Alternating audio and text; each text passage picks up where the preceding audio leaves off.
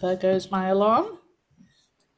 So I think we're just about ready to start, Sam. So formal huge welcome to everybody who's here. It's really great to have you join us for these webinars, and I'll get started. I won't hang about. Okay, Sam, you can see that slide, can't you? Are we all good? Yes, we are, Good. and it's recording now. Okay, so the topic of our webinar tonight is common triggers for challenging behaviours and how to avoid them. As always, I'll go through some content / discussion points, but feel free to type in any questions you might have as we go, but there will be a time for a Q&A at the end as well. So dealing with behaviour, challenging behaviour can be really stressful for parents and caregivers alike. There are a number of reasons for this, but here's just three of them. One, it can be triggering, as in it can bring up suppressed feelings and emotions about your own childhood experiences. So it might be that sometimes you might feel like you overreact to certain circumstances, and that could be something to do with this. We might fear that we'll lose patience or control of our own emotions. So sometimes that can be a huge challenge, particularly if we've got if we're triggered by a situation that's happened. And we just might be fearful that we'll do the wrong thing, because all of us want to do the right thing by our child. And if we're not sure how to respond, then it can create quite a bit of stress and anxiety for us as educators. So hopefully our discussion this evening will go some way to alleviate some of that stress. So the first thing we'd say is that all behaviour is communication. It's an attempt by the child to meet either an emotional or physical need. So the first thing we need to do is seek to understand. Children don't demonstrate challenging behaviour just to get at you. You know, it's not about you. It's not about you as a parent, you as an educator. It's merely a form of communication. And children act out their feelings. So it's very common to see children shouting, kicking, screaming, biting. Biting's always an upsetting one, but it does happen and it is normal. Hitting and throwing things. And that's because they cannot always articulate how they feel. They might not have the language, they might not have the understanding of these very, very strong feelings that they're experiencing, and that can be quite terrifying at times. So the way they communicate that they're having this really powerful, sometimes overwhelming emotion is through acting out. So there are a number of triggers for behavioral challenges, and they can be triggers that are outside of the child, external triggers, and they can be also internal triggers, like more how they're feeling and what's inside of them.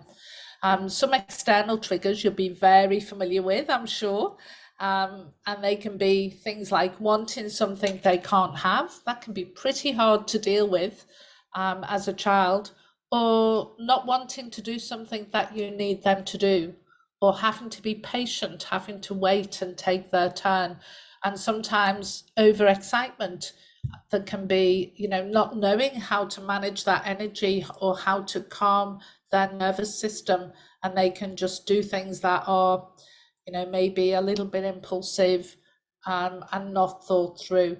This is just children being children, really. Tiredness as well. I mean, me for one still can be really grumpy and not very sociable when I'm tired.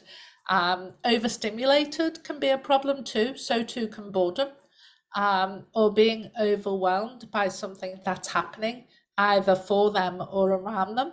And of course, being upset by something that's been said or done. So like something being taken off them, or, you know, children will often say really what appears to us to be really mean things, like you're not my friend anymore, or you're not coming to my party. Young children believe everything that is said to be the absolute truth. So it can be really, really upsetting for children when things like that happen. So for an adult, it might feel like the child is overreacting, or of course you know that's not true. But for young children, that's not the case. They really truly believe that it's true and it's the end of the world for them in that moment in time. So it's how we support them through that. So, and the internal triggers, well, they're just children being children, really. Natural exuberance, enthusiasm for life, can often get them into trouble because of the impulsivity. That can be a symptom of that. Natural curiosity. So children love to explore the environment and explore how people are going to respond in certain situations. And of course, for very young children, they hold cause and effect thing that is part of learning about social interactions. Like if I smack this child in the back, then I'm going to get a reaction. And that children will play with that. And so their natural curiosity can cause them to do something that might not be socially acceptable. But because they get that immediate feedback response, they're compelled to do it again and again because there's a feedback/reward for what they've done. Another trigger is simply they don't know better. They don't know any better at that stage in life. They don't have the life experience to understand that certain behaviours are not socially acceptable. And of course, the loss of control, the lack of understanding of their emotions and how to calm their emotions and regulate their own behaviour. So these internal triggers are responsible for 25% of what's deemed as challenging behaviour in children. Frighteningly, the other 75% are a result of our attempts to control or coerce children. So it's important that when children make a mistake, we teach, we don't reprimand. So many of us have heard of the book called Punished by Rewards, or the leadership theory of it's rewards don't work, punishment doesn't work. And it's the same with children. Children are just young people trying to do the very best they can with the knowledge and the skills that they have. So it's really important that if we want children to be socially competent and to behave in certain situations in a socially acceptable way is what we mean, then two things: we need to teach children to take responsibility for their own actions. So that means we need to give them responsibility rather than us control them. So this is why stickers and reward charts, bribery, and we've all used them sometimes. I'm sure I have, for one, when my children were younger. But generally, they're not a good strategy, because what children learn from that type of way of managing children's behavior rather than teaching, what children learn from that is, I will behave right now because you're watching, or because you're going to give me a reward, rather than I will do the right thing because it's the right thing to do. So if we want our children to be socially competent and good humans, then we need to teach them to do the right thing because it's the right thing to do, so that they do that right thing, even if there's not an adult there watching over them. And of course, we have to expect behavioural mistakes, because when we're learning anything new, we'll make lots and lots of mistakes. So this is why it's really important that we don't reprimand children for making mistakes, because we're teaching them that it's not okay to make a mistake. Rather, we accept that was a behavioural mistake, wasn't bad behaviour, behavioural mistake, and we teach. So we'll go through some ways that we can teach children to be more socially competent or have less behavioural mistakes. So let's take a look at some of the internal triggers and how we can support children through this. So if children don't know better, then it's our job as educators and parents to teach them. So it's much easier to teach children about their emotions and what's expected of them when we're outside of the big emotion.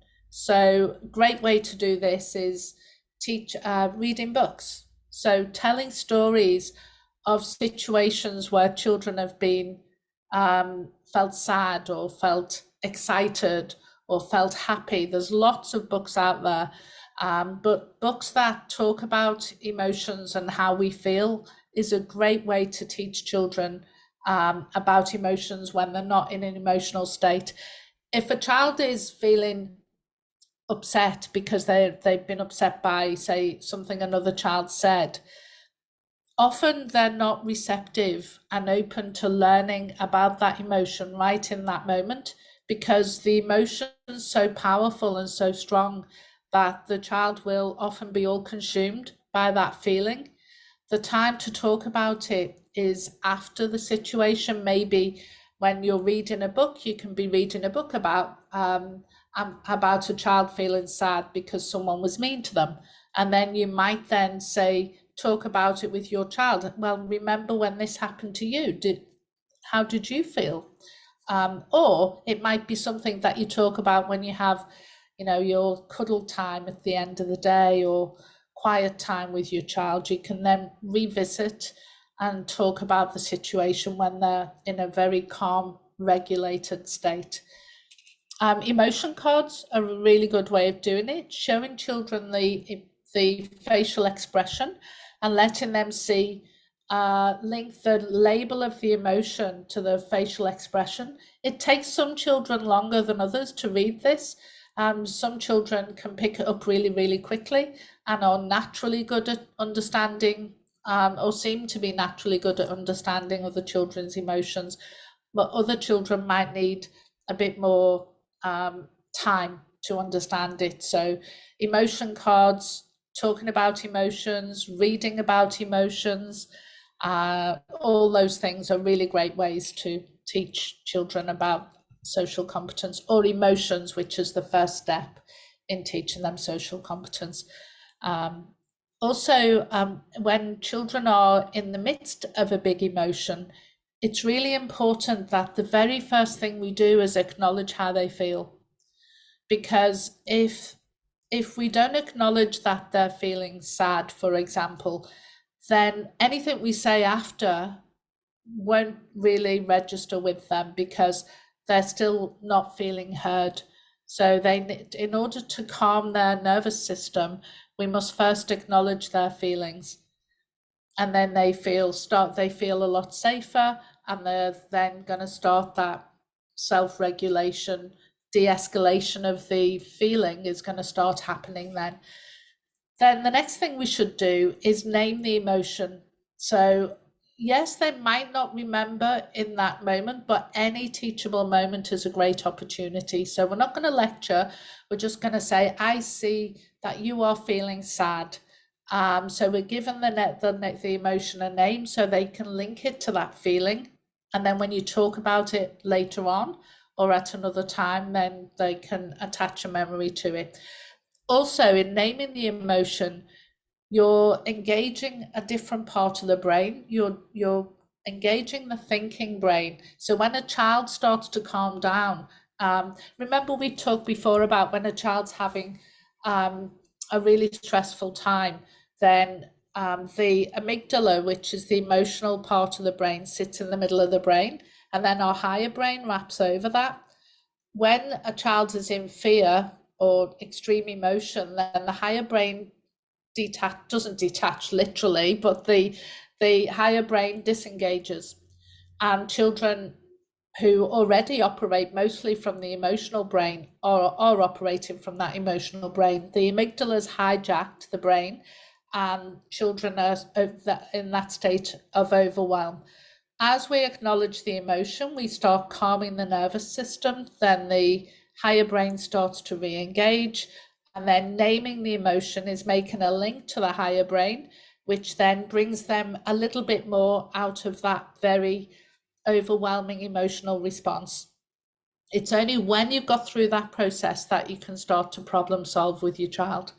So don't miss the opportunity of problem solving. It can be very tempting once the child is calm that it looks like everything's okay and I'll leave them to it. That would be a teaching mistake.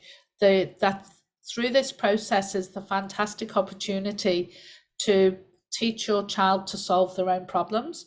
So don't go in and rescue them. Go in, help them feel better, acknowledge them, name the emotion, calm them down, but then problem solve with them, because then you're teaching them to problem solve without you in the future, which is a really important skill, particularly when children are starting school, or when you're not always around. So give them the skills to do that at this time. Then if we look at children's natural curiosity, this is a really interesting one, because children are so clever and they have no choice but to push boundaries if we're not consistent with boundaries. They have no choice. That's how they learn.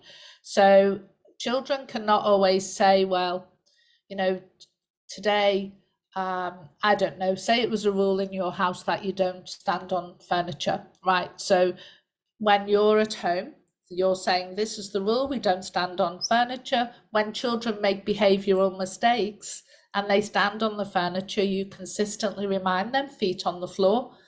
But when daddy's home or nana's home, children are allowed to jump on the furniture or stand on the furniture, and nothing's said, it's not corrected, they're not reminded. So then what happens then? Children start to feel uncertain and maybe a bit confused. So what they'll do then is they'll keep testing. Is it okay to stand on the furniture today? Is it okay to stand on the furniture in this situation? And they'll just keep testing the boundaries.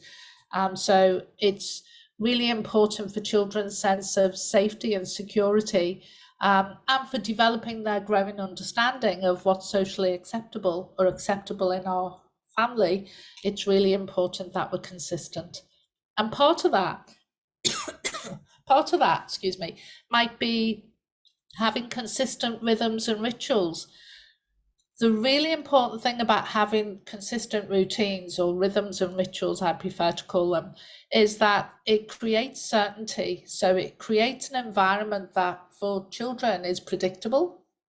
So children, when you have a good rhythm and ritual to your day, they don't have to stress about when they're going to get fed, or what times a certain activity is going to happen. They don't need to stress about that, because we've got this cadence to the day, this predictable rhythm that helps us feel safe. And our body, our physical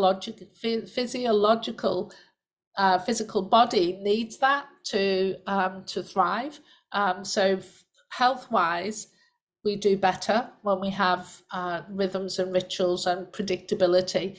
And mental health wise, we do as well. And certainly for children, having that predictability creates a sense of safety and security. And also, when we have predictable rhythms and rituals, children learn the behavioral expectations around those rhythms and rituals.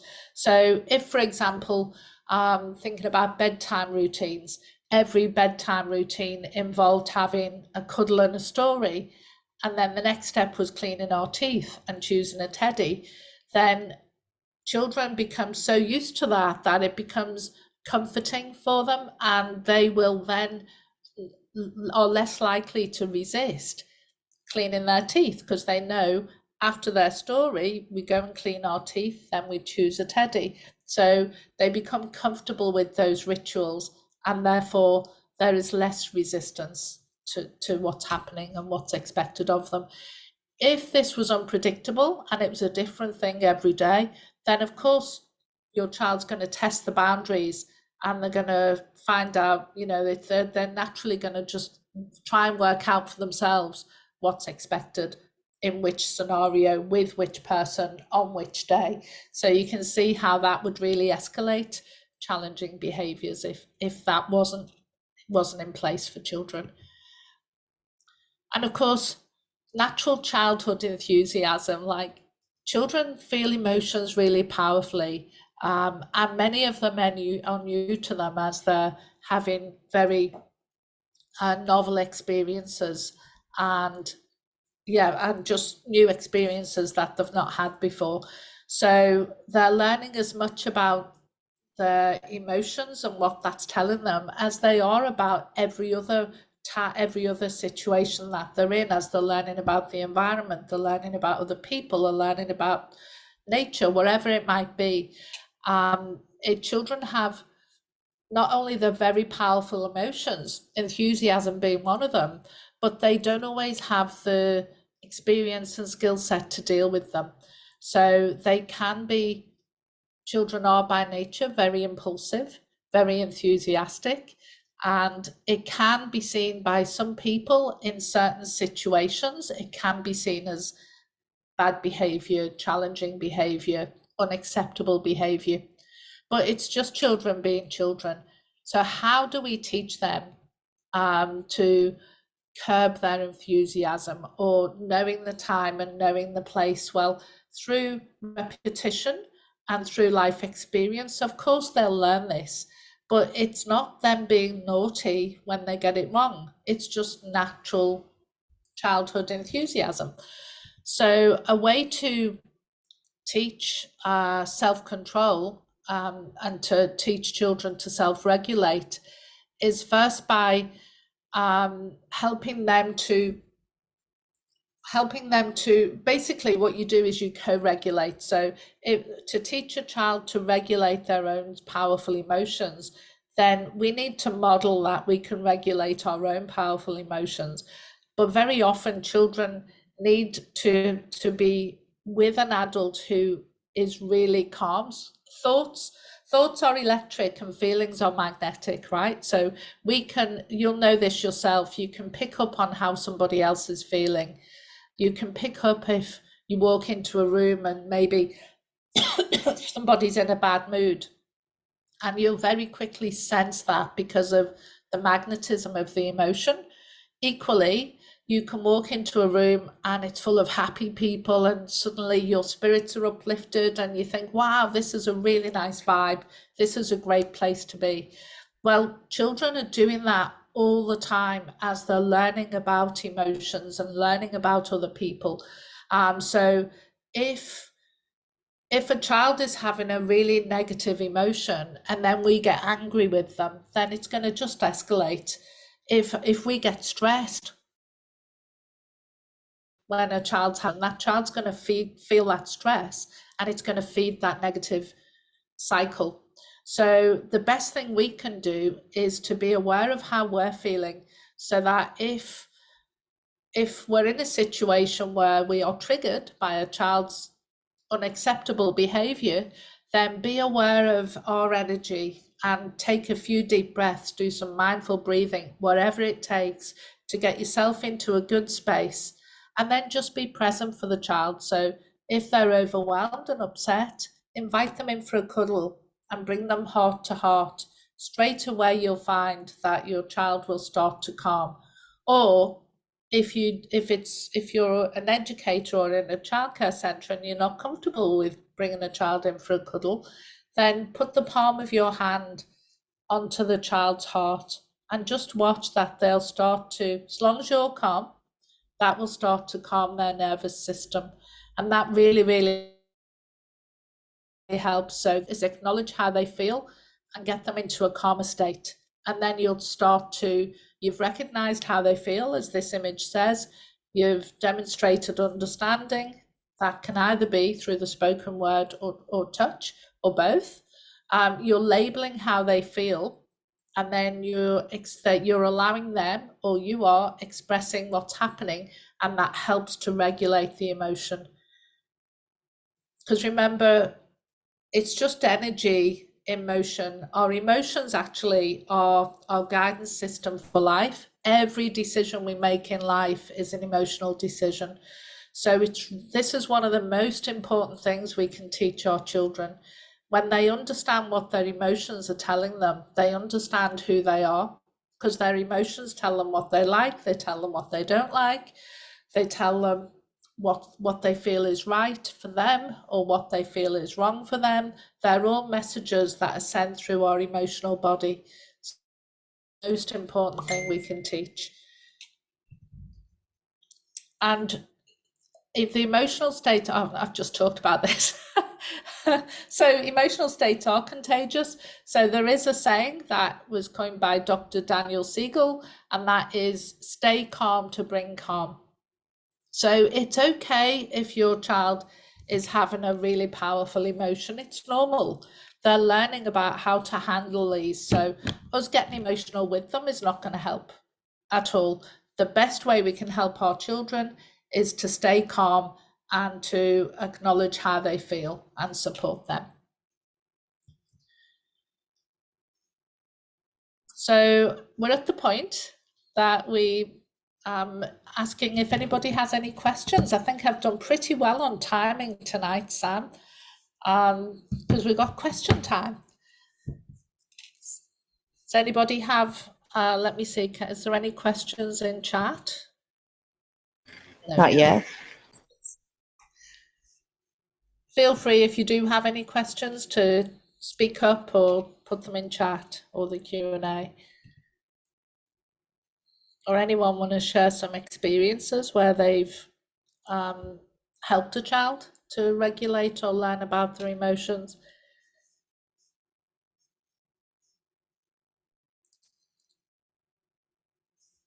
It's always good to hear great tips from other people. I guess it's more on the parent side how to be calm. It takes skill to do that whenever your child is breaking down. So that's a really good skill that you need to learn. To be calm. Yeah, very often we worry about what other people think, and it's understanding why we do that, because there's people are often very quick to judge, but nobody knows your child like you know your child. So trust your intuition, and if you understand your child's natural temperament, excuse me, then you can set them up for success. You can make sure, if you know your child is sometimes overwhelmed by busy environments, then you know to go at quieter times to that space, or you might go for shorter periods of times. So it's I think understanding the child's temperament is key to helping them navigate their emotions. And this is about behavior, but the reason we're talking about navigating emotions is our behavior is a response to our emotions. So understanding our emotions, understanding what they're telling us, being able to communicate our needs and desires effectively is always going to help avoid challenging behaviors. We have a comment from really, Lynn. Yeah, hi Janine, great to see you here, and thanks for your comment. And we have Lina, who is caring for a child, caring for the parents, has been working, not giving in to some things that might happen. Consistency is really important. So every home-based provider, every family has a way of being and a way of doing in their environments. And it's really, really important that if we have a rule or a boundary, that we're consistent in applying that. Now, you might get some resistance, of course you might. You might get resistance from children. That's perfectly normal. They're just testing to see what happens. But if we're consistent, then children feel safe, even if they don't always want to do what you're saying, because we're consistent and it's predictable. They feel safer in the environment. And if our nervous system is calm, you're less likely to have behavioral challenges. Yeah, good point, Nicole. It's really important to keep ourselves calm. And I don't believe there is a parent on this planet that is always calm and always does the right thing by their child. I don't believe there is, or an educator for that matter, because we're all human and we have these powerful emotions too. And remember, in the formative years, things can happen, particularly before the age of 3, that things can happen to us that are in our subconscious mind that we might not be consciously aware of, that could be triggered by certain behaviors of certain children. So I think it's remembering to be kind to ourselves too, and be kind to each other and support each other through this. It's why we do things like these webinars, because everybody wants the best for our children. So we need to make sure that we are a community of adults working together to do the best for each other, for our children, if that makes sense.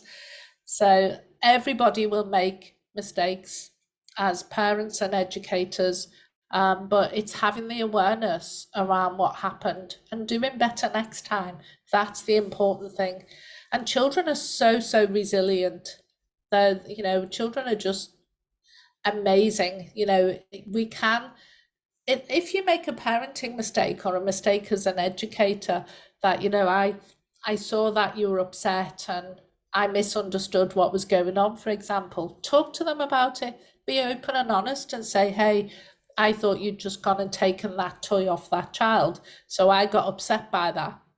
So, but now I've thought about it, I realise that this happened and I'm really sorry, I misunderstood.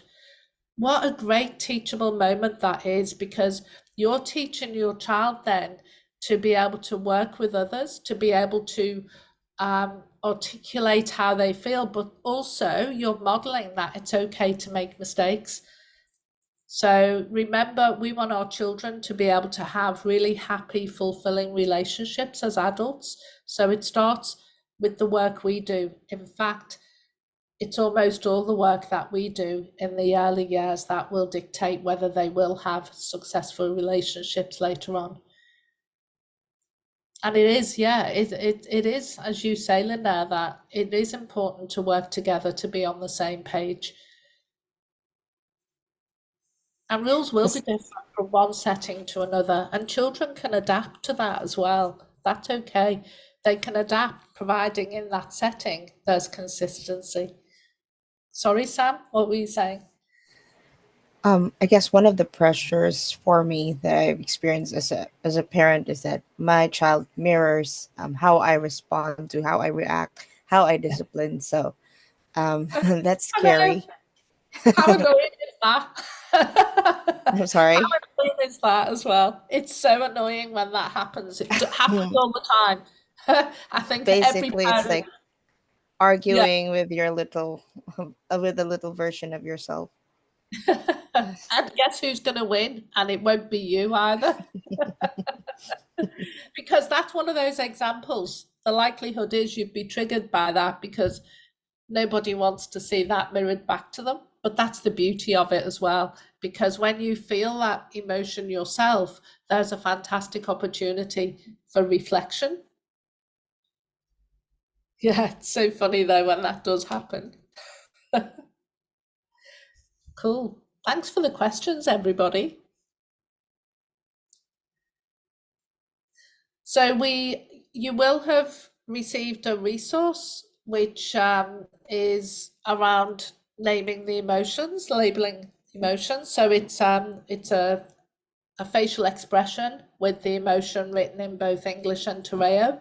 So it's a great opportunity for teaching Tereo, but also learning about emotions. So enjoy that resource, and you'll also get a certificate of attending for attending this webinar this evening. So thank you everybody for coming. It's great to have you here, and I'll see you next time.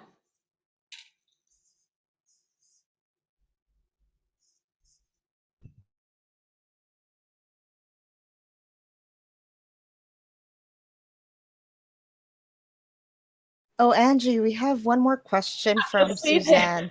How would you deal with three boys that all feed off each other? Oh my. I had three boys, right? That was me when my children were younger.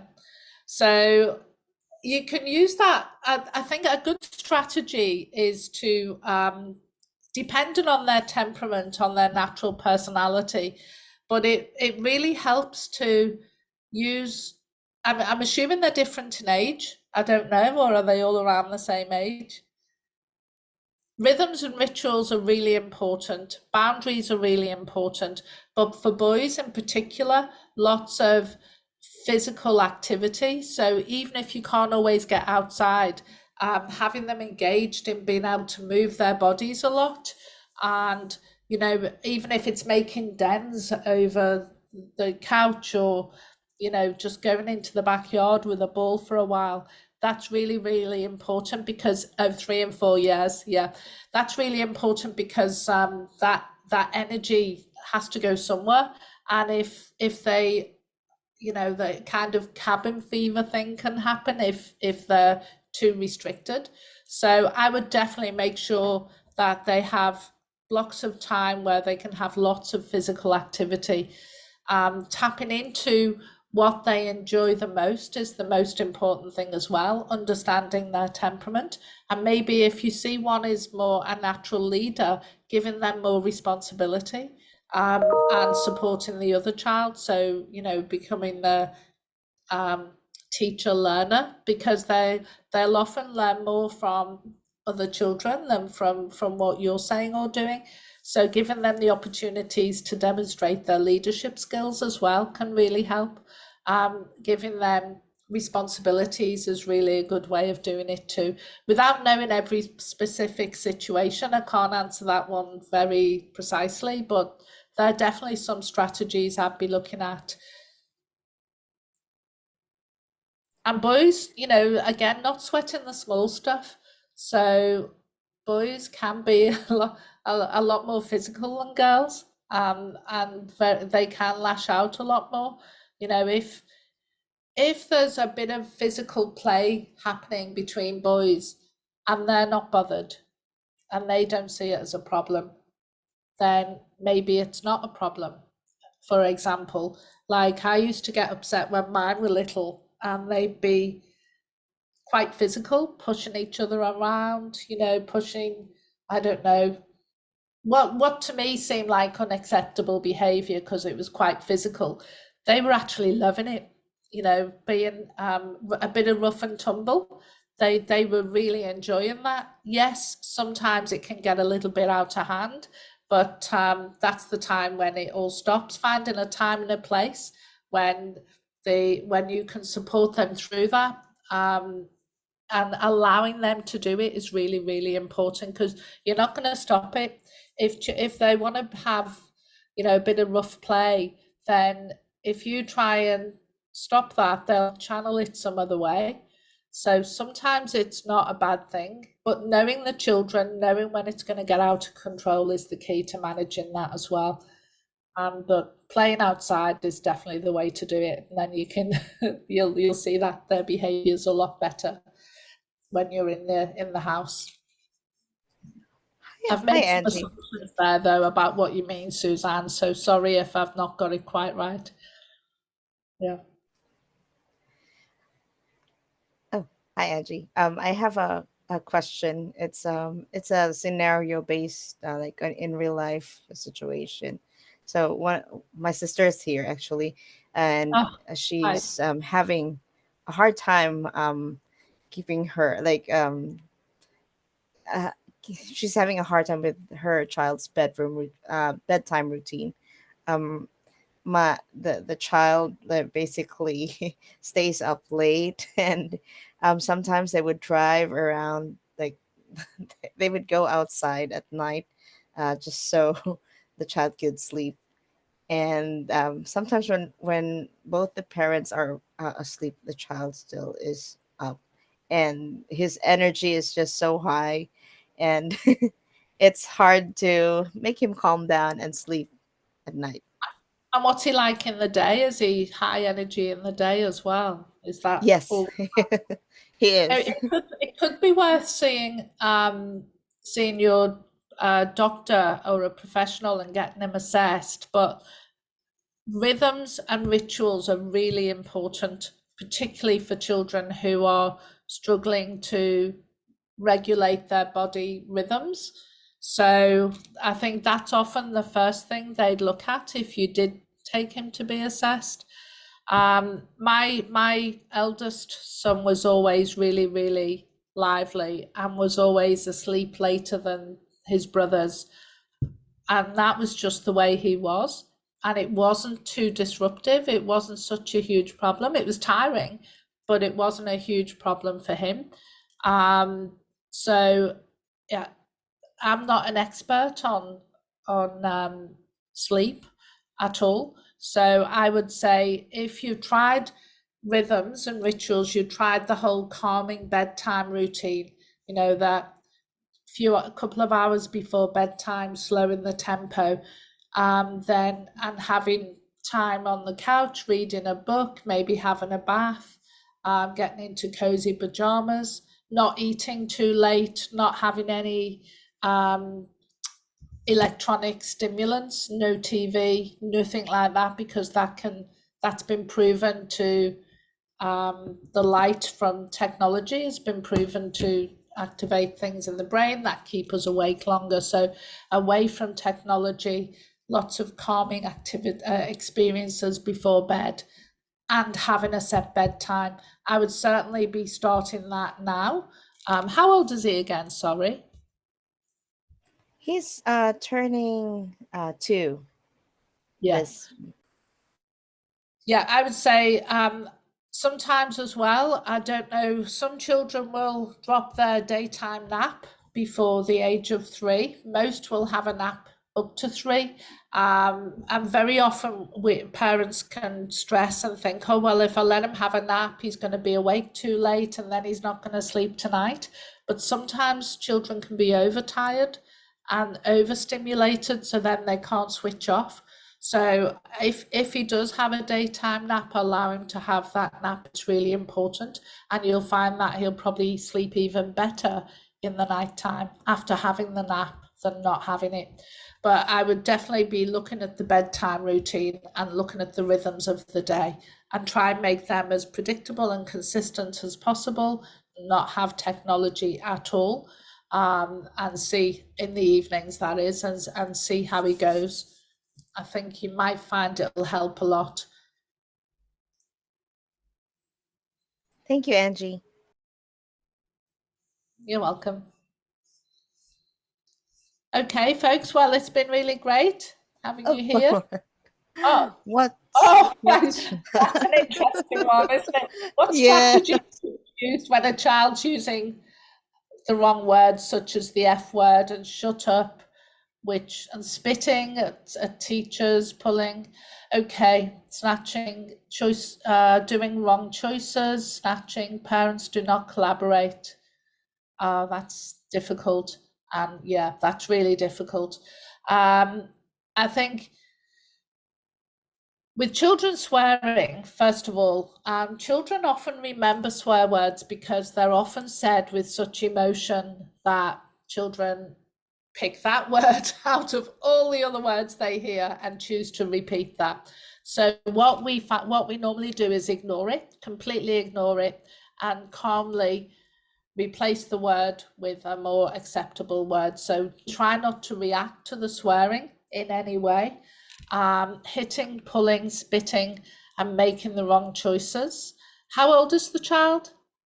Harjit, how old? Is he about 2 or 3? 4, 4.5. Okay, so yeah, he really needs support with his social competence. So is his language good? Is he able to verbally communicate well?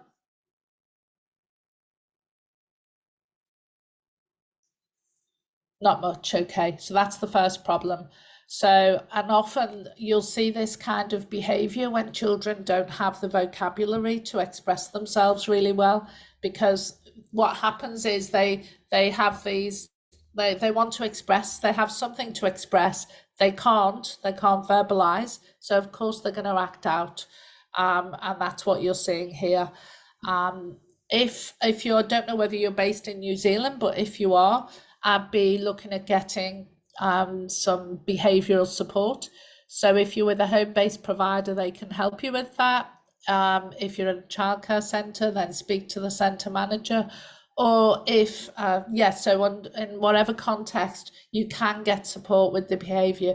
But the first thing to do is put your own individual plan together where you're consistent with, when this happens, this is how I'm going to respond, and other teachers around you too. So, for example, and whilst you develop his ability to communicate, because that's frustration. And of course, he's not going to be popular with the other children, so that's going to make him more frustrated.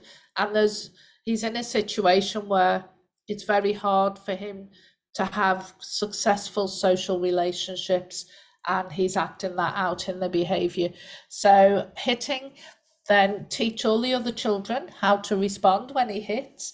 So they must move themselves away and maybe use hand signals, stop. Teach him short words when he wants something, so he can better express himself, whether you're teaching him basic hand signals or just very short words so he can say what he wants.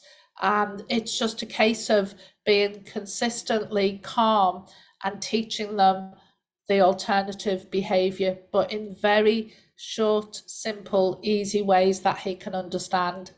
But he definitely needs more support with his language so he can communicate, and the behavior, once he learns to communicate better, the behavior will get better as well. But it's about protecting the other children as well. So I'm telling the other children how to talk to him, and what to say and what to do to keep themselves safe. And he'll learn from that as well as from what you're teaching him. But it's a very challenging situation. It's very, very hard for him. And it's hard for you as well if the parents aren't on board. But you can still put an individual plan together, and you can seek support in speaking to the parents as well. And even if the parents aren't on board, you can seek support from external agencies on how to deal with these behaviours. But it could be, if his language, does he have a developmental delay in other areas? Is it like global or developmental delay, or is it just his language and his ability to, his impulse control? Playing impulse control games, that's another way. Low understanding level as well. Yeah, you definitely need education support. So I would go down that path. So speak to your home-based provider or the childcare centre manager and get them to get support for him, because he's 4.5, so he'll be starting school soon, and we really want to have him set up for success. But don't wait for them. Like I say, put your own individual plan together. Happy for you to speak to me another day if you want to phone me and talk to you about some strategies you can use. But they're just a few simple words, simple actions, so that people can get the message clearly, teaching the other children who are around him what they should do. Like they might say no or stop, something really short that he can understand really quickly. He needs lots of understanding, and lots of support too. Growing his vocabulary, doing what you can to do that as well. Excuse me.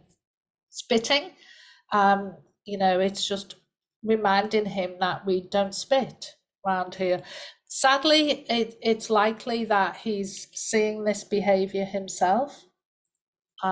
So somewhere. So it's just teaching him a better way and being persistent and consistent with that. We have another comment from Eulalia. Along with swearing, there's also the naughty finger. Although they know it is naughty still, it is about choices, red and green choices. Yes, yes. Yeah, I can't see that comment in, it's in is it in Q&A? Oh, I see, yes. Still about choices, red and green choices. That's a good visual, actually. That's a good way of doing it. So teaching the children what's a red choice and what's a green choice, and you can have a traffic light system. So you can have a visual prompt as well. And there is, sadly, it's always the best thing to do with swearing and antisocial hand gestures is state that we don't do that here, but don't react, just calmly ignore it and move on, because very often it's to get a reaction, and often it works as well.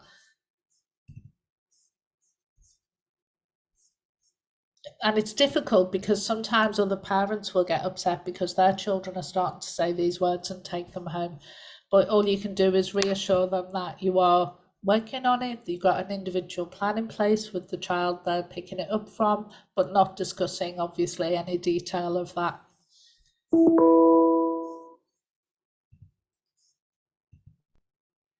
Okie dokes. Well, I shall leave you all to get on with your evening. Thanks for attending, and all the very best. We do the most important job in the world, so you're doing great work. So please, pat yourself on the back. The fact that you're even here shows that. So thank you, everybody. See you next Thank time. you. Have a great night. Bye.